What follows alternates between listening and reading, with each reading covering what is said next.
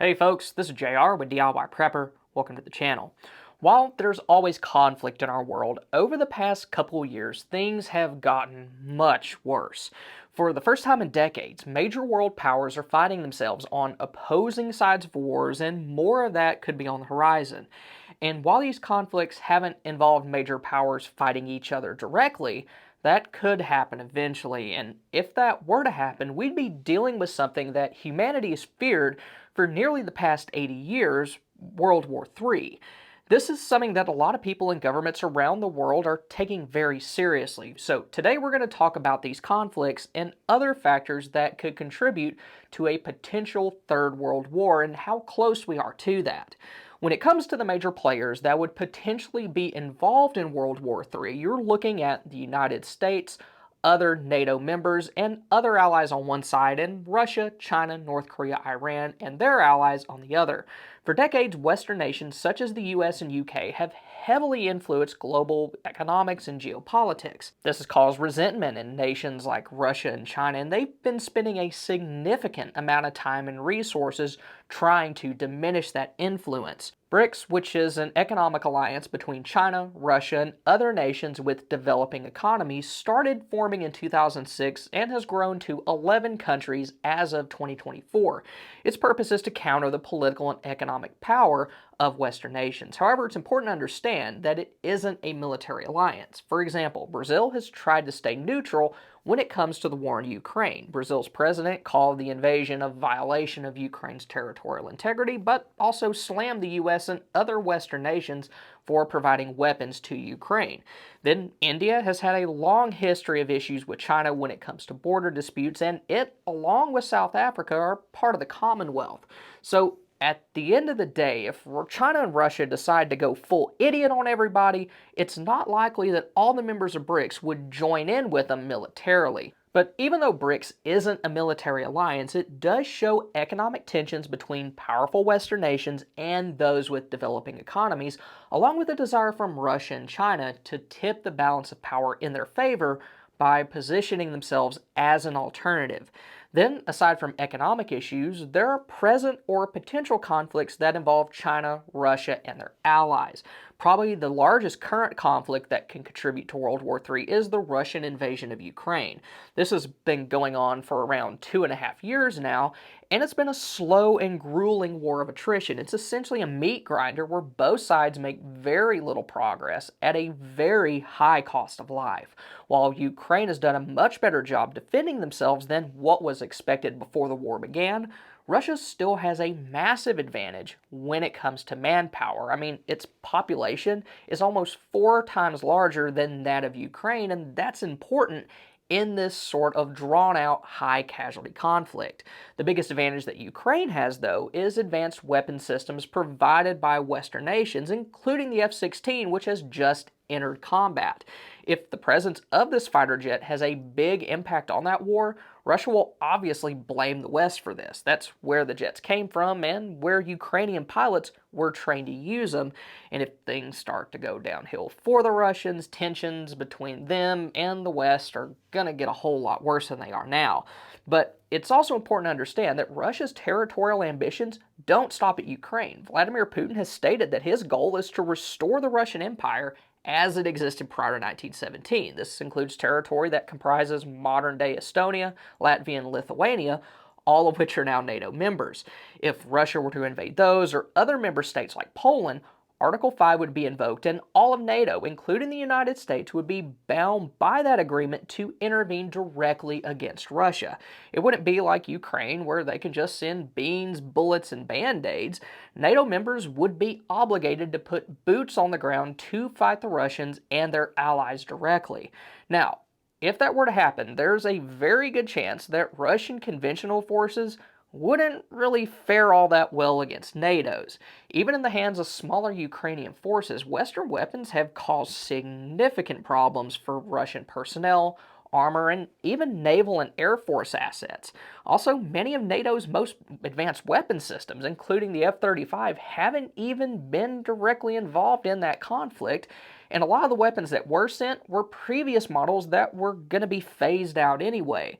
When you combine that with the fact that the United States and NATO also have much better logistical capabilities in transporting troops and supplies, it would probably be pretty lopsided, although NATO would still experience high casualties and countries right along Russia's border would be totally devastated. But the wild card in that fight is always going to be nuclear weapons, and if Russia starts to lose a conventional war, they're a lot more likely to use them. In fact, Russia just recently announced that they've begun training their troops on how to use smaller tactical nuclear weapons on the battlefield in Ukraine. This will involve Iskander-M ballistic missiles, which have a range of up to 500 kilometers and can carry a 5 to 50 kiloton warhead. Whether this happens in Ukraine or in a larger conflict with NATO, it would be a big escalation that would likely result in an even larger response. So using weapons like that could easily create a situation that may devolve into a larger scale nuclear war. The next conflict that could contribute to World War III is the Chinese invasion of Taiwan.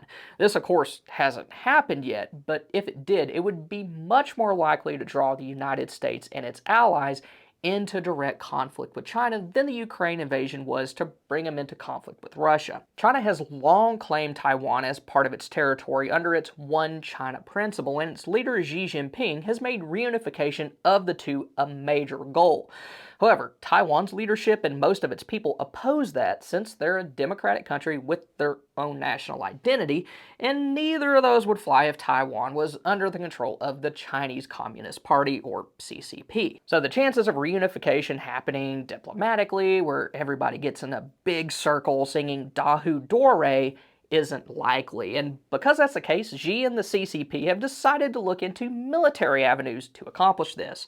Over the past several years, China has been investing a ton of money into its military. In fact, its Navy actually has more ships than the US Navy, although the ships themselves tend to be smaller and less powerful overall. That being said, they have been building aircraft carriers and destroyers as well. The destroyers in particular, at least on paper, seem to be pretty formidable. Then they've also been expanding their rocket force and air force in numbers and also improving their technology, although a lot of this, like their J-20 fighter jet, have likely been developed through the use of stolen technology. But if China were to attempt a full-scale invasion of Taiwan, it would almost certainly draw in the United States and several of its regional allies. The US has strong relations with Taiwan, and Taiwan is also strategically important to the United States for multiple reasons. First, Taiwan is the largest producer of semiconductors in the world, and that goes far beyond just smartphones and laptops. They're also vital components of modern weapon systems, which the United States military is very dependent on. A lot of the biggest advantages that the US military has over other nations is based on technology, whether it's advanced targeting systems or communication systems that allow multiple ships and fighter jets to coordinate with one another. And if China were to control access to those, it would be very problematic for the West. Then, Taiwan is also part of the First Island chain, which also consists of Japan, the Northern Philippines, and others. Strategically speaking, that island chain basically fences in the eastern coast of China, greatly limiting China's ability to project its influence further into the Pacific. Because of these factors, it's very likely that the United States would defend Taiwan if it was invaded, and China knows this. So if China were to invade Taiwan, it would need to limit the US's ability to respond, and this would likely take the form of preemptive missile strikes on US bases in the Pacific, including those in Guam and Japan. That's a big reason why China's invested so heavily in their rocket force. Then when it comes to South Korea, China's close relationship with North Korea would make it very difficult for them to help. Seoul is only 35 miles from the demilitarized zone, which separates the North and South, putting it well within range of North Korea's artillery, which is a lot. However, an invasion with Taiwan would be difficult for China for several reasons. First, it could only be done really from May to July or during October due to monsoon seasons, and even though China has a large growing navy, their military as a whole is inexperienced in modern large-scale warfare. They haven't been in a major conflict since the late 60s or early 70s, and the main thing that their military's done recently has been border skirmishes with India. The US and its allies, on the other hand, have been involved in wars away from home pretty much constantly since the end of World War II. During this time, they've gained experience in both conventional and asymmetrical warfare. So, unlike them, China doesn't have a large pool of experienced combat vets to teach the next generation or experience in the logistics that would be necessary to run a long-term campaign away from home. They may be able to do it, but they'd make a lot of costly mistakes in the process. Then Taiwan wouldn't be the only place China would need to concentrate troops and other military assets.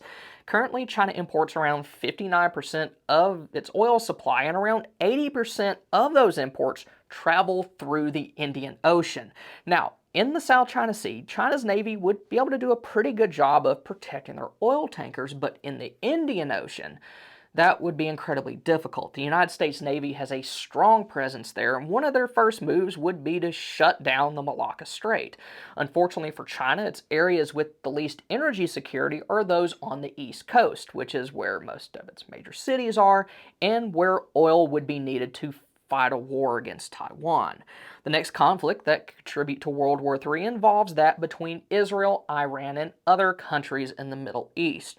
This is probably the region with the most rapid change, at least within the past few months, and it isn't showing any signs of slowing down. This is also the only conflict that's directly involving Western forces. Within the past year, US and UK warships have come under fire as they've been protecting other ships. And while there's almost always something going on over there, things came to a head last October when Israel was attacked and then in turn invaded Gaza. Things have been going downhill ever since, and they've been accelerated rapidly over the past few weeks. This is largely due to the assassination of Ismail Haniyeh on Iranian soil, and historically speaking, assassinations have been known to lead to larger conflicts, like the assassination of Archduke Ferdinand was one of the main events that led to World War I. In addition, Iran has been strengthening their ties with Russia, with the two providing weapons systems to one another. If Russia's assistance becomes more direct in the form of putting boots on the ground, that could bring him into direct conflict with Israel's allies, including the United States. If that were to happen, then a world war would become increasingly likely. But Iran and Russia aren't the only ones sharing military resources. North Korea has supplied weapons to Russia, and China has provided components to them that could be used to make weapons. Then Chinese troops have been doing exercises with Belarus, which is basically a Russian puppet, near the border of NATO state Poland. And with all of these different things going on, you can start to see military relationships developing between the nations that are now referred to by some as the axis of upheaval. Now, fortunately, there are a few things that could potentially slow down World War III, and the biggest one, at least in my opinion, is that none of the major players are ready for that type of conflict. The war in Ukraine has drastically reduced weapon stockpiles for several nations, including Russia, the United States, and other NATO members. This means that none of them are really ready for a long, drawn-out war between near-peer adversaries. It's far more likely that they'll continue to pick and prod at each other with cyber attacks, economic manipulation, and proxy wars, at least for the time being. Then, even though China's military has grown significantly, it probably isn't to the point yet where it could successfully perform a preemptive knockout strike against US Pacific forces, move enough of their forces across the Taiwanese Strait for an invasion, and then follow that invasion up with additional manpower and logistical support, and all that would be necessary to meet their goals. And a lot of this actually has to do with issues within China's rocket force. Supposedly, missile fuel was mishandled. There's even rumors that it was sold as cooking fuel. Then also, missile silo lids were malfunctioning, which would obviously make launching them a little bit of a problem. Then China's economy is also struggling. This includes a collapse in property prices, low retail sales growth, and other factors that could make funding a large-scale war very difficult. A war with the United States would be particularly damaging to China since they're major trading partners. The bottom line is that war between the two would butcher the economy of both nations and then also the world as a whole. Now, as far as when World War III could actually start, there's a lot of debate when it comes to that. Some people think that we're already in it, and really, when people look back on what's going on now in 30 years, what we're experiencing could very well be written in the history books as its opening stages. Me personally, though, I'll see the actual start of World War III as the day that major Western powers like the United States, other NATO members, and Japan start throwing direct punches with Russia and China. And I think if it were to start soon, like within the next year or so, it would be due to one of the following factors. First, Russia using tactical nuclear weapons in Ukraine, or second, a massive escalation in the Middle East. Like I discussed earlier in the video, the use of tactical nuclear weapons could easily cause a conflict to spiral out of control, and unlike the US, Russia seems a lot more trigger happy with their nukes. This could mainly be chest thumping, but if Putin thinks his back is against a wall, he may do it. Then when it comes to conflict in the Middle East, nukes being there could also lead to World War III, along with an escalation that sees American and Russian troops facing off directly. But if the world can avoid the use of nuclear weapons, World War III probably won't really kick off in an apocalyptic fashion this year or next year. Of course, things can happen quickly, which could speed things up, while other factors could totally throw water on it. But at the end of the day, no one really knows for sure, and predicting it, at least with the information that us regular folks are given, is almost impossible. So all we can do is try our best to be as prepared as possible. But if World War III were to break out, it would affect all of our lives, whether you're far away from the actual fighting or not. So, if you want to see ways that you can prepare for shortages that would happen in that sort of situation, then click here. Or if you want to see 15 of the most important preps that everybody should have, then click here. Thank y'all for stopping by. Y'all have a good one.